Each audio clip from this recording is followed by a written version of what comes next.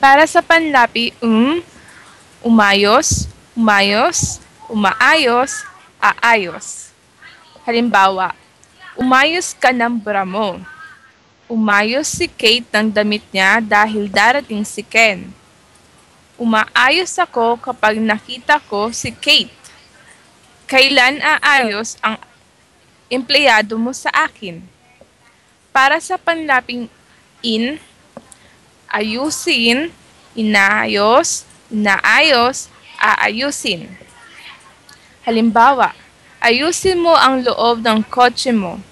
Inayos ko ang mga halimbawang pangungusap kong Tagalog. Inaayos ko ang bahay ko dahil darating si Kate sa Japan. Aayusin natin ang mesa pagkatapos nating kumain.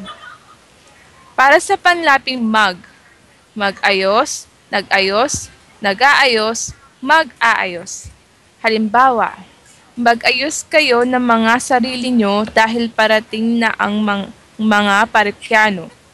Nag-ayos sa mga babae ng mga suot nila dahil nakita nila si Ken. Nag-ayos siya ng bahay. Mag-aayos ako ng bahay sa susunod na buwan. Para sa panlaping magpaayos, nagpaayos, nagpapaayos, magpapaayos. Halimbawa, magpaayos ka ng bahay mo sa akin.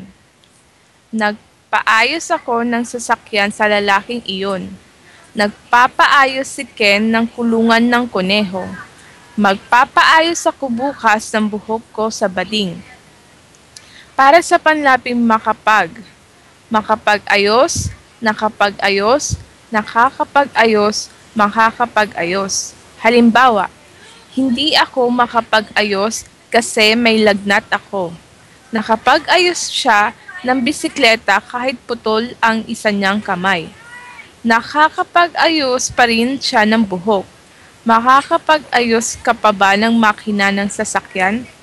Para sa panlaping makaayos, nakaayos, nakakaayos, makakaayos. Makaayos ka lang ng 2 makina, pwede ka na umuwi. Nakaayos ako ng 5 makina ng sasakyan kahapon. Nakakaayos ako ng 5 sasakyan sa isang araw. Makakaayos din ako ng sirang sasakyan balang araw. Para sa panlaping ipaayos, ipinaayos, ipinapaayos, ipapaayos. Halimbawa, ipaayos mo kay John ang sirang damit mo. Ipinaayos ko sa kanya ang buhok ko kahapon. Ipinapaayos ko ang aking makina. Ipapaayos ko bukas ang tirahan ng anak ko.